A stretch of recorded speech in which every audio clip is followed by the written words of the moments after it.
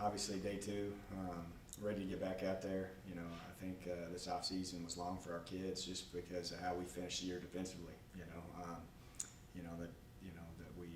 our identity wasn't what it was to start the season last year, and I think it's left a bad taste in everybody's mouth. And the kids are eager to change that and get back out there. So we've had two really energetic practices. It's last year we had some guys that had played from year one to year two, but we had a lot of inexperience, and it's good to see the experience out there now. And obviously the injuries that occurred last year, to get those kids healthy out there and see those faces again, it kind of gives you a little bit more energy and ready, and excitement of what's to come. We were talking earlier about Savion Patton, and it might be till the summer before he comes back. Coach will talk about how much his leadership is important to this team. Yeah, I mean he's a 3-year starter. Played a lot of football here, and he's just he's the vocal guy, and he's a guy that leads with action. And he's out there running around, and I think those kids get excited seeing that, because he was kind of gimped up and wasn't always around because of the rehab that he was having in the season. And now that he's out there, and his voice goes a long way, especially when they get tired. And that D-line group, he's the leader. Coach, looking back on last season and seeing how you had guys every week going down because of COVID or injury, how frustrating of a season was it for you? Well, it's something I've never experienced before, and I don't know if I ever will.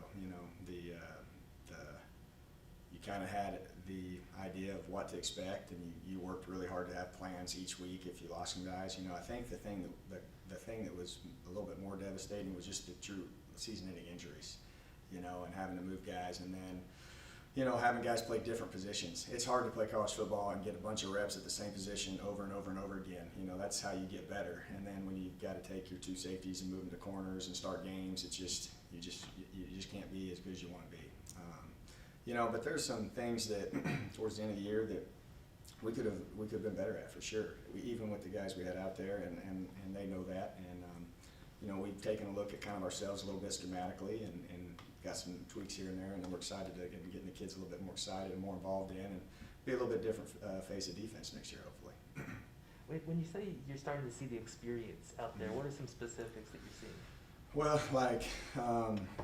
we've got the, it's a kind of a two-way street. You've got the young D linemen like Jordan Revels and Nico, who are growing up and playing a lot of football. But then you also have, the three inside backers played a lot of football, but the two behind him, Josh Emanuel and Kenny Haynes, are guys that are pushing them now. And their experience playing on special teams last year and getting in games because of COVID and stuff like that, we've got a competition there, and those two young guys have gained great experience, and you can see it in that practice. I mean, they don't look like lost. It's hard to play inside backer in college football with all the different types of offenses you see, and so that's awesome to see. That's another example of experience. It may not be starting games, but they played now. That's not new to them. And the DBs, they got thrown into the fire last year, so to speak, and they were playing. It was musical chairs with them, but now that we've got a little bit more depth back there, they're getting comfortable with the positions, and hopefully we can continue to see them improve, because they've got some talent.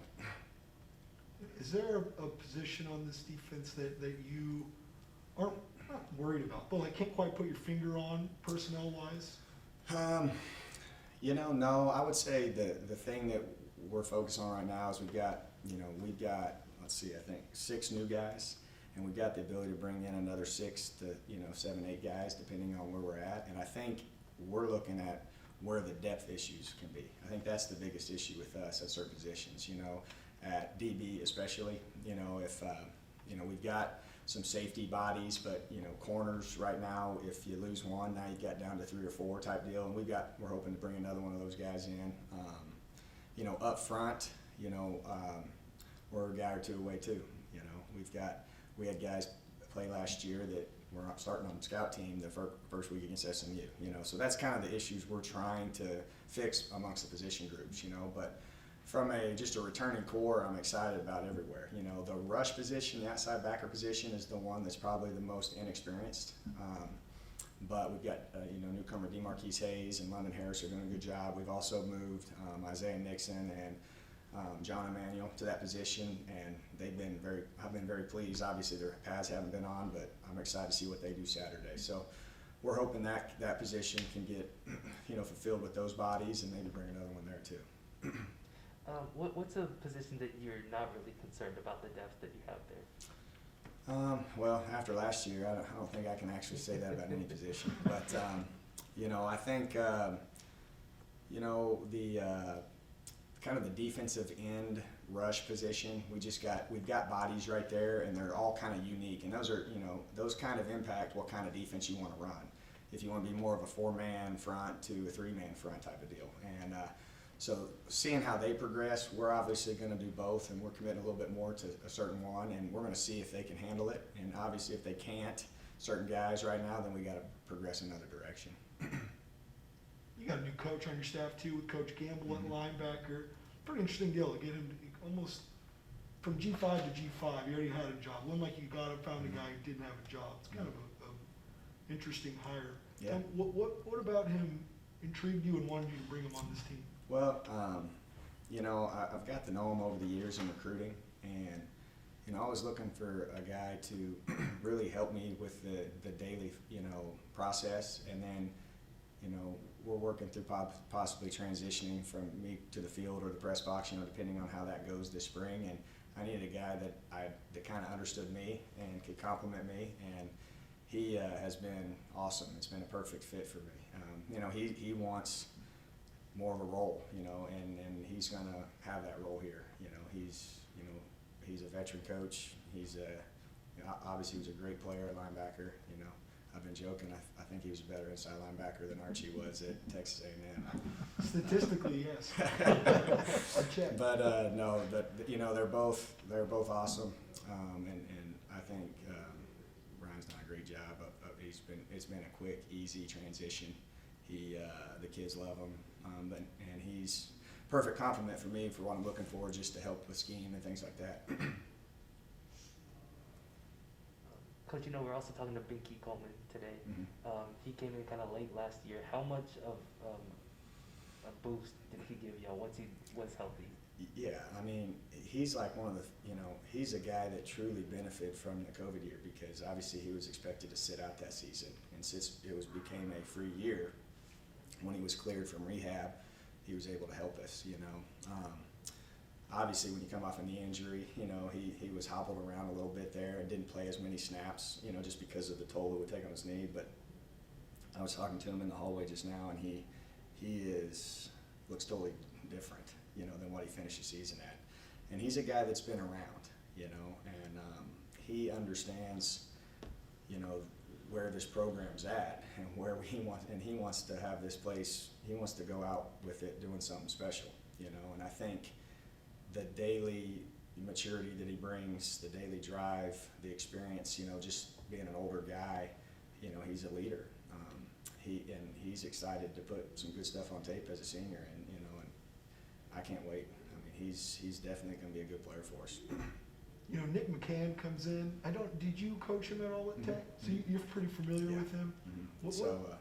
Nick, we recruited Nick at Tech, and he's another guy that's, last year I think he had a couple sacks against Texas. He's a guy that can play a lot of positions, and he's a big guy. He's 325 pounds, and we need big bodies. We need to get bigger up front, and we brought in him and Deontay Washington, who, I don't know if you've seen him, he looks the part out there too, and has had a great 2 days, especially being a junior college transfer.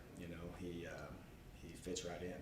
You wouldn't know that he's not behind. He's physically one of our better, those are our 2 strongest guys up front in the weight room, and they're going to provide a lot of support and help inside. But Nick is experienced, played a lot of football at a high level, and so he's also got some leadership to him. Him and Savion complement themselves each other. They're kind of got the same mindset. They've got 1 year left. They want to give it, all, and they want to put some good things on tape and see what happens. Savion will play inside sometimes, but with McCann, do you think that kind of moves Patton a little more outside, or Well, a little bit of both? Yeah, and they can use some flexibility now. Nico's a 275-pound guy too. We can play him at defensive end. We can get bigger up front now with those guys, and we're looking. you know, we've still got a body or two left, and you know, if we can keep improving that size, I mean, that's football. That's where the game's won and losses up front. And you know, when I got here, we were extremely small, and we were experienced and good, and we had some good players. But it's you know, big guys beat up little guys, so to speak. You know, and it's good to have some guys that can hold a point and see what happens.